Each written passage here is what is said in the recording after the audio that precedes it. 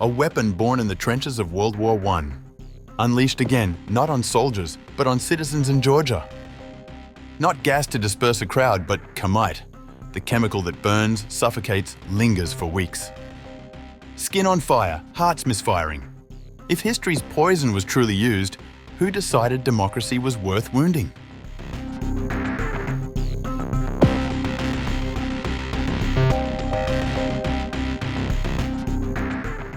Georgian authorities deployed a World War I-era chemical agent against anti-government protesters in November 2024, according to a BBC investigation.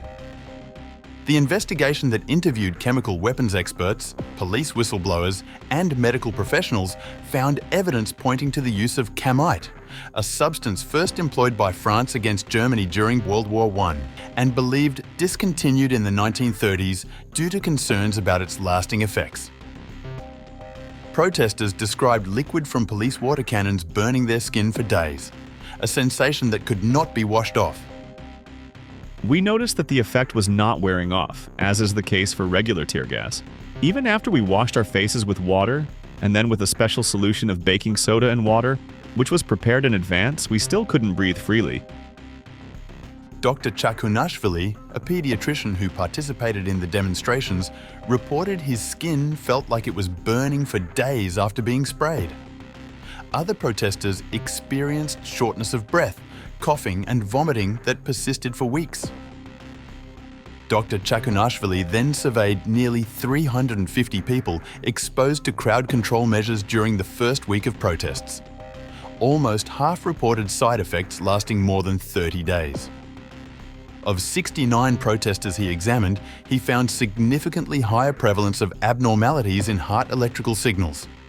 His peer-reviewed study has been accepted for publication by Toxicology Reports, an international journal.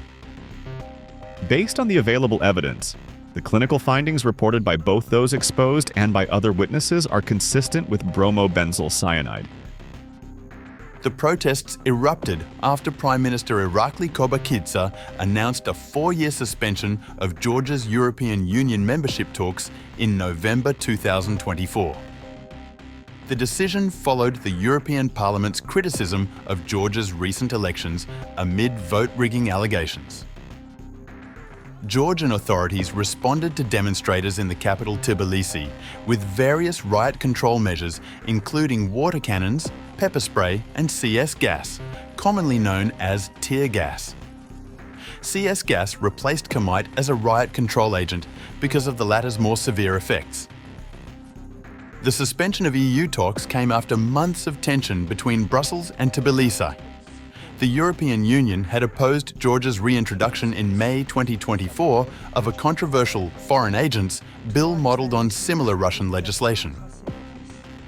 The law labels NGOs and media outlets receiving foreign funding as organisations acting in the interest of a foreign power.